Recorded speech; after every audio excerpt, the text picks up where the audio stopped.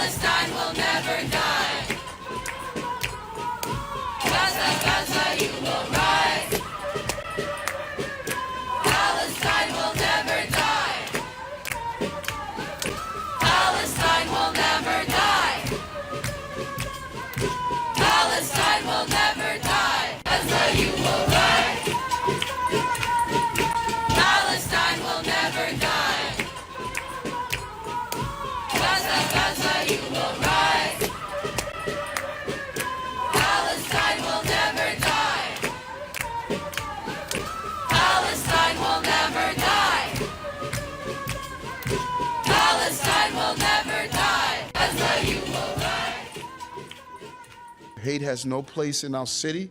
We should not be seeing hate in our city, and that is what I'm going to continue to be involved. And when I saw some of the specific comments that were being made at Columbia University, it really gets in the way of what people are attempting to highlight and fight for, because we cannot fight to say save lives while we're saying let's destroy lives. That just doesn't line up.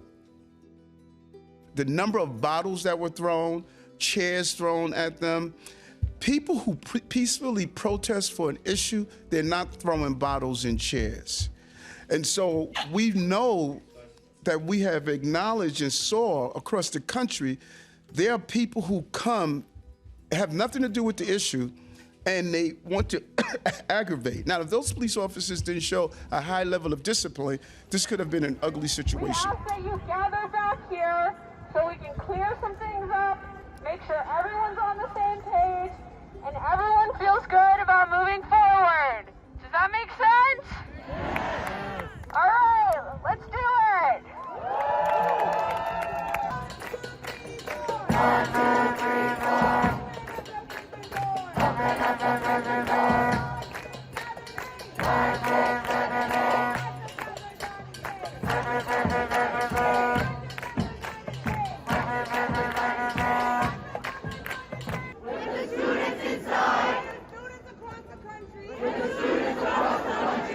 People of conscience around the world. With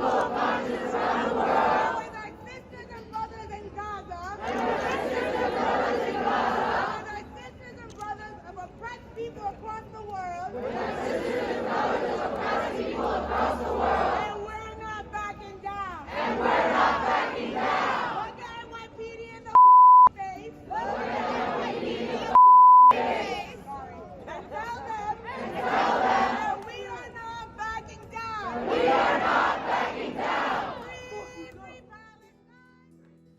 What's happening on America's college campuses is horrific.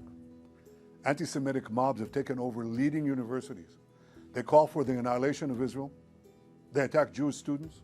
They attack Jewish faculty. This is reminiscent of what happened in German universities in the 1930s. It's unconscionable. It has to be stopped. It has to be condemned, and condemned unequivocally. But that's not what happened. The response of several university presidents was shameful. Now, fortunately, state, local, federal officials, many of them have responded differently, but there has to be more. More has to be done. It has to be done not only because they attack Israel, that's bad enough. Not only because they want to kill Jews wherever they are, that's bad enough. It's also, when you listen to them, it's also because they say not only death to Israel, death to the Jews, but death to America. And this tells us that there's an anti-Semitic surge here that has terrible consequences. We see this exponential rise of anti-Semitism throughout America and throughout Western societies as Israel tries to defend itself against genocidal terrorists. Genocidal terrorists who hide behind civilians. Yet it is Israel that is falsely accused of genocide. Israel that is falsely accused of starvation and all sundry war crimes. It's all one big libel. But that's not new. We've seen in history that anti-Semitic attacks were always preceded by vilification and slander. Lies that were cast against the Jewish people that are unbelievable, yet people believe them. And what is important now is for all of us who are interested and cherish our values and our civilization, to stand up together and to say enough is enough. We have to stop anti-Semitism because anti-Semitism is the canary in the coal mine. It always precedes larger conflagrations that engulf the entire world.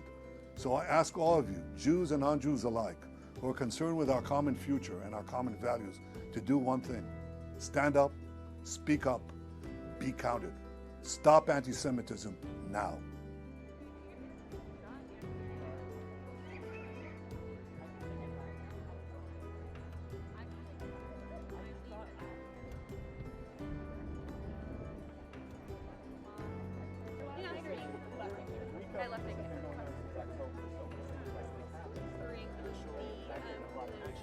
Well, I've seen a lot more coverage about this. Oh, I didn't know that. Have they said anything or just not said? Oh,